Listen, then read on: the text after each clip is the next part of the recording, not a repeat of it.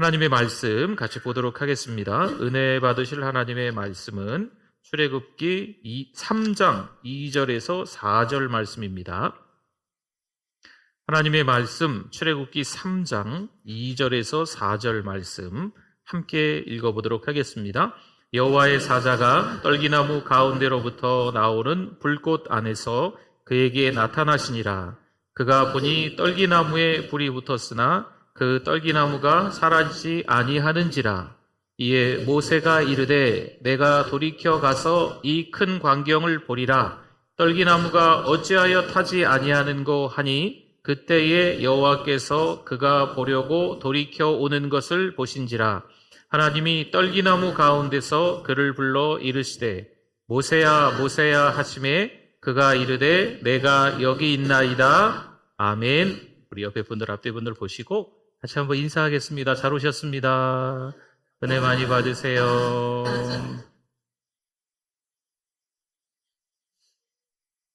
요즘도 우리 아이들이 그런 걸 하는가 모르겠는데 연 날리기를 예전에 많이 했었지 않습니까? 연을 이렇게 좀 가오리 연 또 방패연 이렇게 만들어서 이렇게 날리기도 했던 것 같아요.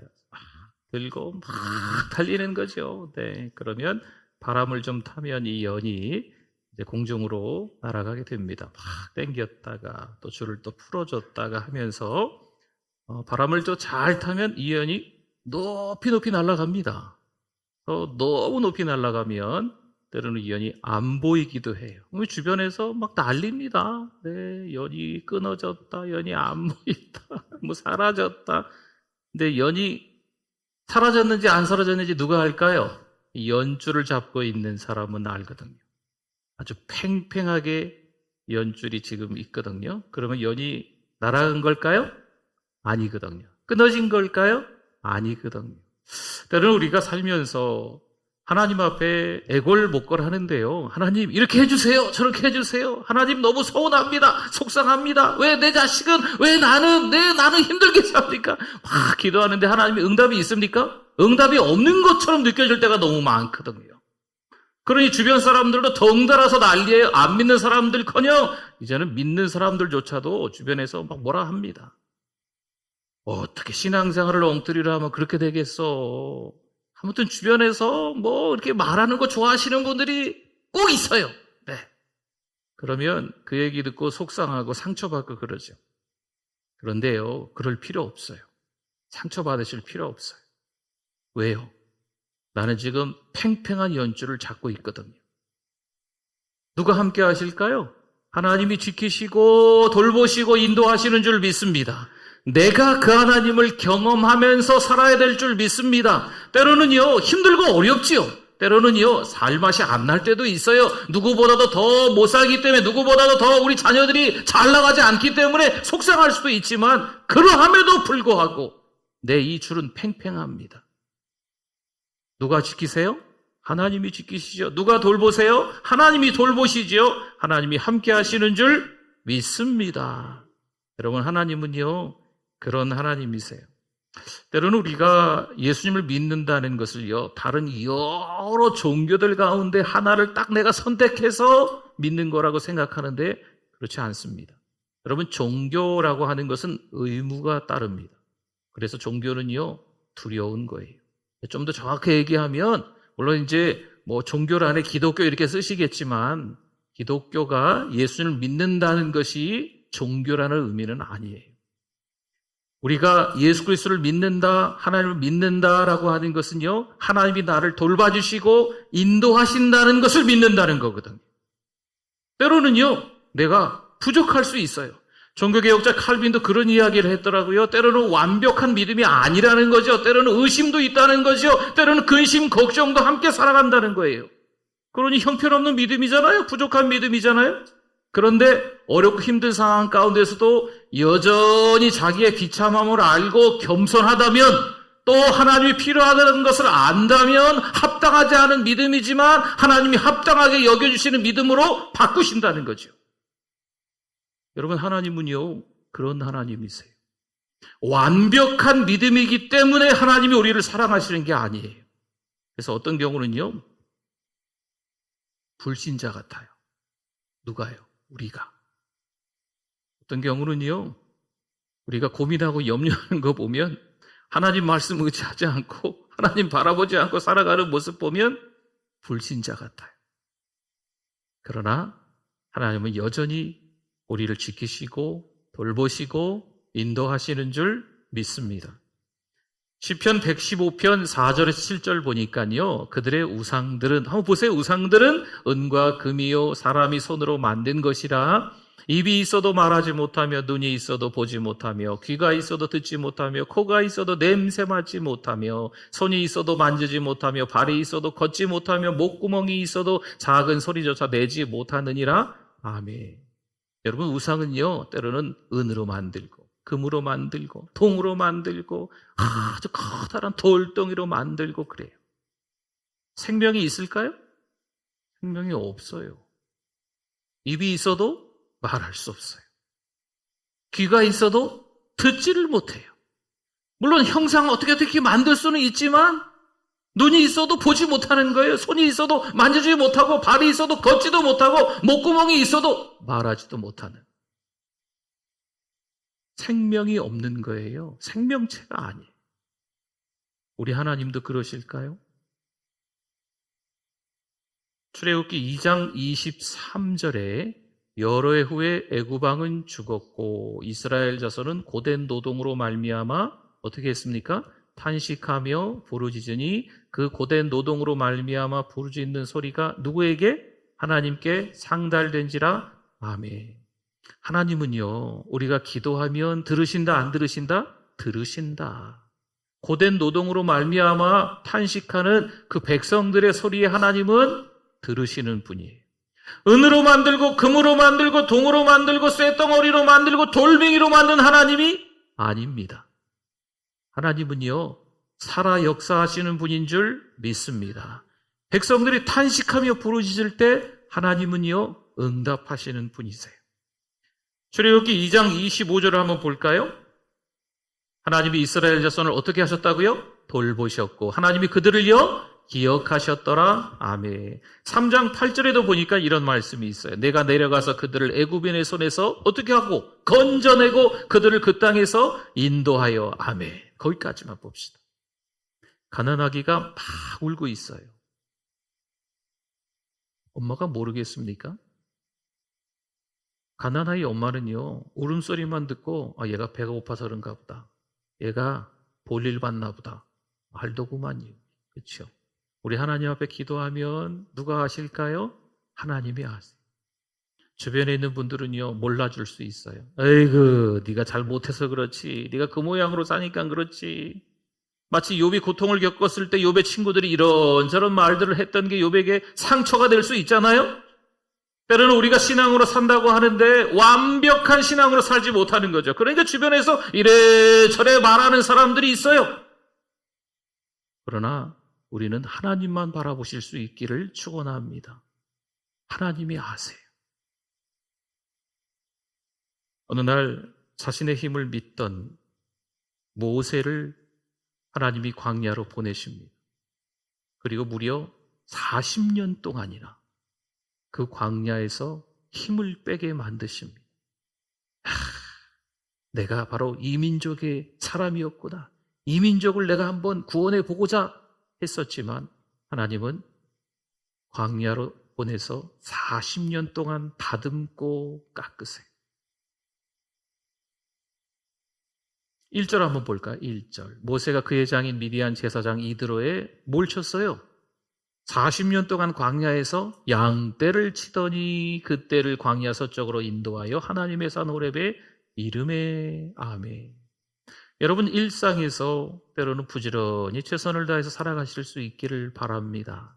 삶의 현장 가운데 찾아오신 하나님, 찾아오셔서 하나님이 만나주시는 거예요. 그런데 모세가 이때 나이가 많았어요. 자신감? 글쎄요, 자신감도 좀 잃었겠죠. 열정도 식었겠죠. 그러면 인생의 절정기였나요? 제일 잘 나가던 시기였나요? 그것도 아닌 거예요. 그러나 그때 누가 찾아오셨어요? 하나님이 찾아오신 거죠. 하나님이 힘을 빼게 만드시는 거예요. 여러분, 광야라는 곳은요, 탐욕이 없어요. 광야라는 곳은 허세 떨 필요도 없어요. 광야라는 것은요, 자기 힘이 뭐 이렇다, 자기 주장이 이렇다, 자기 이론이 이렇다, 이런 거 할 수가 없는 거예요. 그래서 하나님이 어느 날은요, 광야로 만드시는 경우가 있어요. 내가 지금까지 쌓아온 것들이, 내가 알고 있는 것들이 아무것도 아니구나라는 것을 하나님이 깨닫게 하기 위해서 그 사람을, 그 공동체를 광야로 만드실 때가 있어요. 그런데 참 놀랍죠? 그 광야에 누가 찾아오셨어요? 하나님이 찾아오시는 거예요. 2절 한번 볼까요? 2절. 여호와의 사자가 떨기나무 가운데로부터 나오는 불꽃 안에서 그에게 나타나시니라. 그가 보니 떨기나무에 불이 붙었으나, 나무에 불이 붙었으나 그 떨기나무가 사라지지 아니하는지라. 아멘. 여러분, 이 떨기나무는요, 그 민족을 의미하기도 해요. 그리고 모세 자신을 의미할 수도 있어요. 이것을 적용해 보면 그 떨기나무는 우리일 수도 있는 거예요. 그런데 불이 붙었는데 그 나무가 잿더미로 변했습니까? 아니잖아요. 이런저런 힘들고 어려운 일상이 우리 삶에 찾아올 수 있지만 누가 함께 하시면, 불꽃, 하나님께서 함께 하시면 사라지지 않는 줄 믿습니다. 여러분, 이건 하나님의 역사예요. 하나님께서 지금 모세에게 소명을 주시고 모세에게 사명을 허락하시는 과정인 겁니다. 반드시 하나님은요, 이 모세를 사용하실 거예요. 여러분 아시잖아요. 그 이후의 말씀들을 아시잖아요. 반드시 오늘을 살아가는 우리를 하나님이 사용하실 줄 믿습니다. 때로는 우리 가족들, 우리 지인들 가운데 신앙생활 지금 엉터리로 하시는 분들이 있어요, 없어요? 있거든요. 여러분, 그분들 판단하지 마세요. 정죄하지 마세요. 장차 개바가 될 줄 믿습니다. 장차 하나님이 더 크게 사용하시는, 때로는 광야 한복판에서 내몰려서 40년 동안 힘도 다 하나님이 빼시고 세월도 지나가서 할 것도 없고 열정도 없고 다 이런 모세였지만 하나님이 때가 되면 사용하시는 것처럼, 여러분, 우리가 감히 저 사람 믿음이 없어, 저 사람 믿음이 있어, 아유 저것도 성도야, 뭐 이렇게 말씀하시면 안 돼요. 때가 되면 하나님께서 사용하시는 줄 믿습니다. 5절 한번 볼까요? 5절. 하나님이 이르시되 이리로 가까이 오지 말라. 내가 선 곳은 거룩한 땅이니 네 반에서 뭘 벗어라? 신을 벗어라. 여기 신을 벗어라는 건요, 노예처럼 살으라는 거예요. 당시에 노예는 신을 신지 않았습니다. 그래서 노예처럼 살라고 하는 거예요. 신을 벗으라고 하는 것은요, 자기 권리를 내려놓으라는 거예요. 자기가 지금까지 쌓아놓던 어떤 주장들을 다 내려놓으라는 거죠. 생각, 계획, 유능하다 생각하고 있는 어떤 실력, 이런 거 다 필요 없다는 거예요. 여러분, 모세가 똑똑해서 하나님이 부르신 게 아닙니다. 지금 모세는요, 하나님의 음성에 귀를 기울여야 할 때입니다. 지금 모세가 할 수 있는 건 다만 순종밖에 없는 거예요. 우리는 우리의 삶을 주도해서는 안 됩니다. 내 삶의 주도권이 나에게 있는 것처럼 착각할 때가 있어요. 내 입 가지고 내가 말하는데, 아니에요. 우리 믿음의 사람들은요, 조심하셔야 돼요. 하나님께 맡겨야 될 줄 믿습니다. 우리가 가지고 있는 거, 내 거 가지고 내가 마음대로 하는데, 여러분 아닙니다. 내 건강도, 내 자녀도, 내 재산도 하나님이 우리에게 맡기신 거예요. 그래서 우리는 청직이라고 하잖아요. 하나님이 맡겨주신 거기 때문에 내 마음대로 해서는 안 돼요. 때로는요, 이 신을 벗는다는 게 권리, 신념, 노하우를 포기한다는 건데, 과연 그렇게 살 수 있을까? 한번 생각해 보셔야 합니다. 뭔가 붙들고 있다가 내려놓으면 얼마나 힘들까요? 얼마나 두려울까요? 벌거벗은 것과 같겠죠. 내가 돈 없으면 못 살아. 근데 지갑에 돈이 떨어진 거예요. 은행 잔고가 영원인 거죠. 여러분, 그러면 살 수 있겠습니까? 내 힘으로 막 살고 있는데 힘이 다 빠진 거죠. 여러분, 그러면 살 수 있겠어요? 얼마나 두렵겠어요? 아무것도 없는 것 같죠. 정말 세상에 온갖 수단과 방법으로 살아왔는데 그런 것들을 다 하나님이 내려놓으라고 하면 여러분 살 수 있겠냐는 거죠. 세상 방식을 포기하고 세상 속에 들어가서 살아갈 수 있겠냐는 겁니다. 히브리서 11장 24절에서 26절을 보니까요, 믿음으로 모세는 장성하여 바로의 공주의 아들이라 칭함받기를 거절하고 도리어 하나님의 백성과 함께 고난받기를 잠시 죄악의 낙을 누리는 것보다 더 좋아하고 그리스도를 위하여 받는 수모를 애굽의 모든 보화보다 더 큰 재물로 여겼으니 이는 상 주심을 바라봄이라. 아멘. 더 나은 것을 선택할 수 있을 때 그 권리를 포기할 수 있습니다. 더 나은 것을 얻기 위해서 덜 중요한 것들을 내려놓아야만 합니다. 세상의 것들을 꽉 쥐고 믿음으로 살아가기 어렵습니다. 모세가 특권을 포기해요. 애굽의 모든 보화를 기꺼이 포기하는 것이. 빌립보서 3장 7절과 8절 말씀에는요, 그러나 무엇이든지 내게 유익하던 것을 내가 그리스도를 위하여 다 해로 여길 뿐더러 또한 모든 것을 해로 여김은 내 주 그리스도 예수를 아는 지식이 가장 고상하기 때문이라. 내가 그를 위하여 모든 것을 잃어버리고 배설물로 여김은 이유가 뭐예요? 그리스도를 얻고. 아멘. 예수 그리스도를 만나고 보니까요, 지금까지 쌓아왔던 많은 것들, 붙들고 살아왔던 모든 것들이 다 배설물이라는 거죠. 그런 것들을 다 해로 여기는 거예요. 여러분, 사도 바울의 결단입니다. 우리가 이 땅에 살아가면서 믿는 자로 살아가기 위해서는요, 세상 사람들처럼 부귀 영화를 누리고 세상 사람들처럼 높은 자리에 올라가고 세상 사람들처럼 많은 사람들의 주목을 받고 그럴 수 있어요. 그런데 그 많은 것들을 누리고 그 위에서 살아갈 때 신자라는 것을 명심하셔야 돼요. 하나님이 거기 있게 하시는 이유가 있는 줄 믿습니다.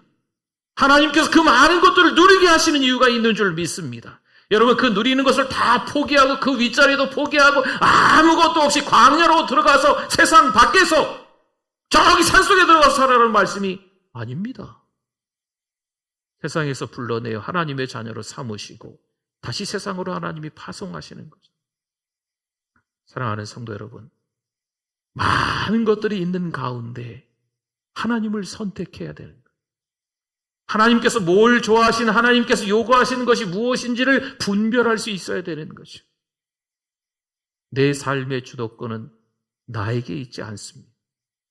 하나님께 주시는 믿음으로 살아가실 수 있기를 축원합니다. 빌립보서 4장 11절 말씀 한 절 더 볼까요?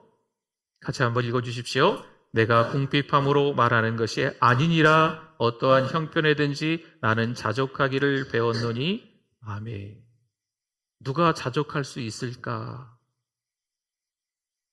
누가 스스로 만족할 수 있을까? 얼마나 많이 가져야 만족할 수 있을까? 10만 원만 있으면 만족할 줄 알았는데 10만 원 생기고 나면은 20만 원이 생기고 싶은 거죠. 100만 원이 있으면 만족할 줄 알았는데 100만 원이 생기고 나니까 동그라미 하나 더 붙여서 1000만 원 있으면 더 좋은 거죠. 여러분, 이 세상에 살아갈 때 만족할 수가 없습니다. 그럼 사도 바울이 말하는 이 자족은, 만족은 어떤 걸 의미할까요? 내려놓을 때 만족할 수 있다는 거예요. 내려놓을 걸 내려놔야 돼요. 붙들고 살아왔던 걸 내려놔야 됩니다. 그걸 내려놓고 더 중요한 것을 붙잡아야 거기서 자족할 수 있다는 겁니다. 사랑하는 성도 여러분, 우리가 하나님 앞에서 내 건 이겁니다. 내 생각은 이겁니다. 내 주장은 이겁니다. 내가 원하는 삶은 이런 겁니다. 라고 말할 자격이 사실은 없습니다. 왜냐하면 하나님 자신이 이 땅에 오셔서 십자가에서 우리 죄 때문에 죽으신 줄 믿습니다. 하나님이 전부를 이 땅에 오셔서 다 주셨어요. 그래서 우리의 죄 문제를 깨끗하게 해결하셨습니다. 우리는 지옥 갈 인생인데 하나님의 자녀로 삼아주신 줄 믿습니다. 우리는요, 하나님 거예요. 우리가 가지고 있는 거 누구 거예요? 하나님 거예요. 우리는 청직이에요. 특별히 사순절을 보내면서 또 고난주간을 보내시면서 부활주일을 맞이하면서 내가 정말 믿음으로 살아가고 있나 한번 돌이켜 생각해 보실 수 있기를 바랍니다. 완벽하고 완전한 믿음은 아니겠지만 오히려 근심과 걱정하고 의심 많은 그 불안한 마음으로 신앙생활하고 있는 모습일 수도 있겠지만 오히려 그런 상황에서 더 자신의 비참함을 깨닫고 겸손해질 수 있다면, 하나님께 모든 것을 맡기고 살아야 되겠다라고 결심할 수 있다면 하나님이 그 부족한 믿음을 칭찬해 주시는 줄 믿습니다. 하나님께 다 내어 맡길 수 있는 우리 모두가 되실 수 있기를 축원합니다. 아멘. 우리 같이 기도하겠습니다. 우리 말씀 생각하면서 주여 한번 부르짖고 기도합니다. 주여. 하나님 아버지, 은혜를 감사합니다. 아름다운 찬양을 듣고 또 귀한 말씀을 들으며 다시 한번 회개합니다. 목사답게 살지 못함을 회개합니다. 여전히 부족한 믿음임을 회개합니다. 하나님 아버지, 우리 성도들, 우리 신자들 믿음으로 살아가게 하여 주시옵소서. 헐뜯고 비방하고 욕하며 판단하고 정죄하는 것이 아니고 서로 사랑으로 아끼며 영혼을 살리는 공동체로 사람을 살리는 말로 하면서 하나님 아버지, 구령의 열정을 가지고 복음 들고 살아갈 수 있는 우리들 되게 하여 주시옵소서. 세상 방식이 어느새 교회 안에 들어와서 서로 아웅다웅합니다. 하나님, 사랑하는 공동체 되게 하여 주시옵소서. 서로 돌아와 사랑과 순행을 격려하는 꼬이기를 패하지 않는 공동체 될 수 있도록 우리 하나님 도와주시옵소서. 하나님 아버지, 은혜를 감사합니다. 하나님이 많이 사랑하시는 하나님의 자녀들이 오늘 이곳에 모여서 예배드리게 하심을 감사합니다.